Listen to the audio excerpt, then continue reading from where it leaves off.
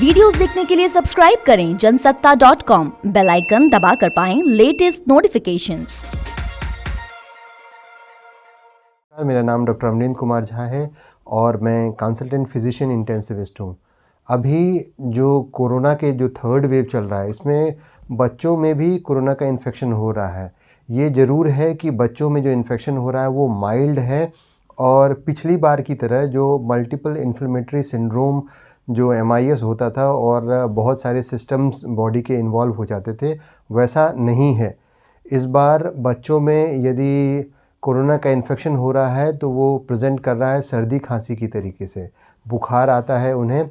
और कुछ बच्चों में यदि बुखार की दवाई टाइम से नहीं दी गई तो उनमें मिर्गी की भी शिकायत हो सकती है।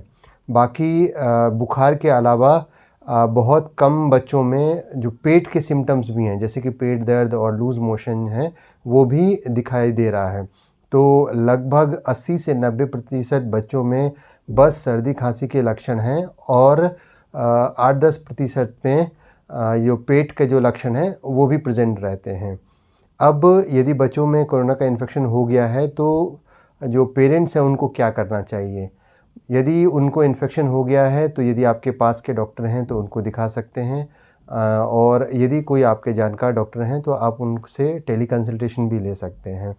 जनरली जो अपर रेस्पिरेटरी ट्रैक्ट इन्फेक्शन की जो दवाइयाँ हैं कि एक एंटीबायोटिक रहेगा, एक एंटी हिस्टामिनिक जो गोली रहेगी और एक सिरप रहेगा सर्दी खांसी के लिए।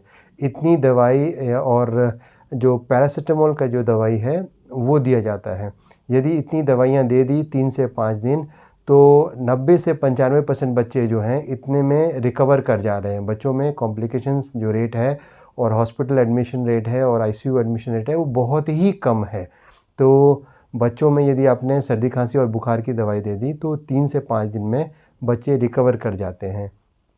अब देखा गया है कि कितनी बार जो पेरेंट्स हैं वो पॉजिटिव हैं तो क्या करें? यदि पेरेंट्स पॉजिटिव हैं तो बच्चों से दूर रहें और घर में मास्क लगाकर ही रहें। बच्चों को यदि कोई ब्रेस्ट फीडिंग मदर है और उनको बच्चों को फीड करना है तो ऐसे में वो मास्क लगाकर ही बच्चे को ब्रेस्ट फीड करें, और मोस्ट ऑफ़ द टाइम जब ब्रेस्ट फीड नहीं कर रहे हैं तो बच्चे को अपने से दूर रखें। इस कोरोना की जो वेव है इसमें बच्चों में इन्फेक्शंस मिल तो रहे हैं लेकिन सिम्टम्स माइल्ड हैं, तो इसलिए पेरेंट्स को ज़्यादा घबराने की ज़रूरत नहीं है। घर में यदि आप बच्चा लगभग 1-2 साल से बड़ा है तो उसको काढ़ा पिलाने की भी आदत लगानी चाहिए।